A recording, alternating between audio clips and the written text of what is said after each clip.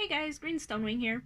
I actually wrote a script this time, so hopefully I don't ramble too much. If you see my eyes looking up that way, it is because the computer screen is directly in front of me or behind my phone where I'm filming. Um, so it's just me reading because, yeah, otherwise I tend to like stop and freeze and who knows what else. But anyway, I just wanted to pop in and say hey. I figured I could talk about bringing, like, how we could bring pop culture into our craft. But first, I wanted to know, how was everybody's solstice? What did you guys do? Do you have any traditions that you guys do during this time? Let me know down below. I'd love to hear it. I know this year's been weird, so I hope you were still able to celebrate with some degree of normalcy, I guess. Um, but yeah, so for us, I'm Croatian on my mother's side, which is who we usually celebrate Christmas with. We don't do too much on our Ukrainian side. Um, and I'm really grateful I was still able to go see her this year, before we went back into lockdown. Don't worry. My mom was in my bubble of people before lockdown, and she was like the only one. Um, so it's like just me and my husband, and then like obviously we're already one household, and then mom because I think I'd go insane without her. So yeah, I mean like I was still able, like I said, I was still able to go see her. We made our traditional Christmas cookies and sarma. For those of you who don't know what sarma is, it's a cabbage roll, but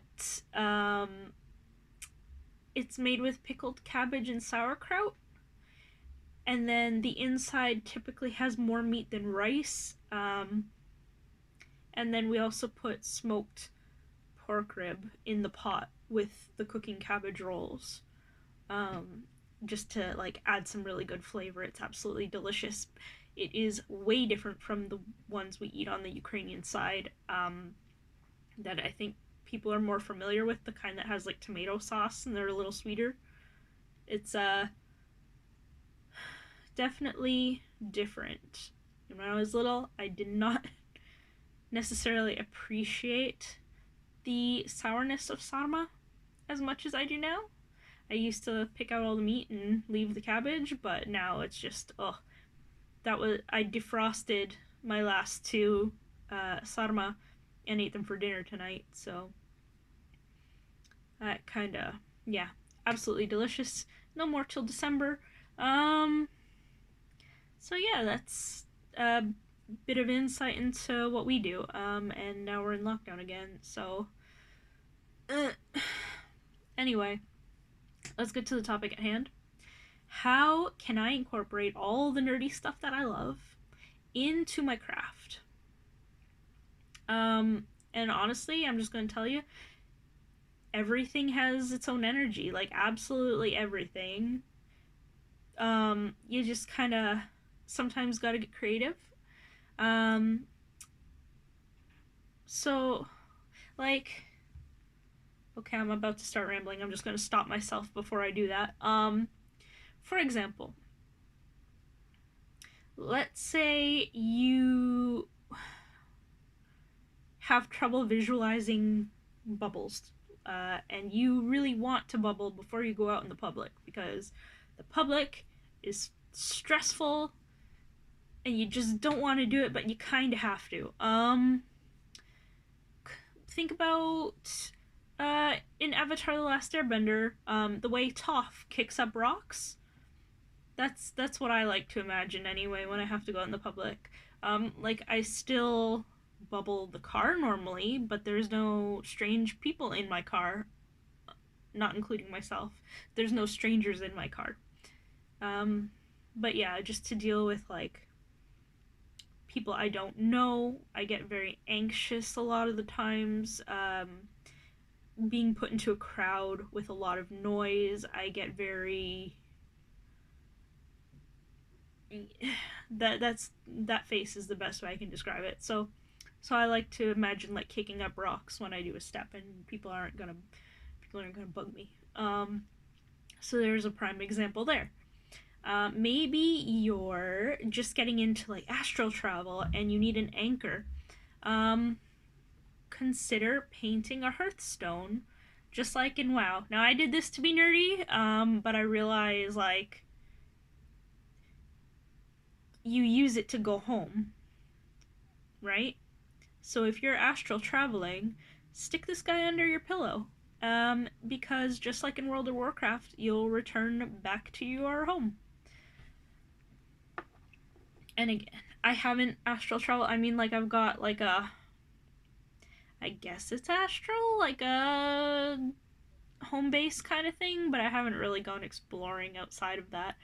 Um, but yeah, if you're gonna, this is a good idea. Maybe you're doing a bit of healing work. Why don't you go get that Pokemon game? Go in the Pokemon Center, blast that music. Nurse Joy is gonna give you a hand with that healing work. And then sometimes it's a little more obvious. Like, on my altar for Thor, I have a bobblehead of Marvel's Thor, and he finds it really funny. So in that, I'm very lucky that my patron god is depicted in pop culture, so I can incorporate some of that on top of the usual, like Norse depictions. You know what I mean? Yeah. And that's just a few examples. Like if you want to add to the list, please do. I really want to get people chatting, because we can always learn from one another. It's yeah, it's a sense of community, right? And I mean, like, who knows? Maybe by me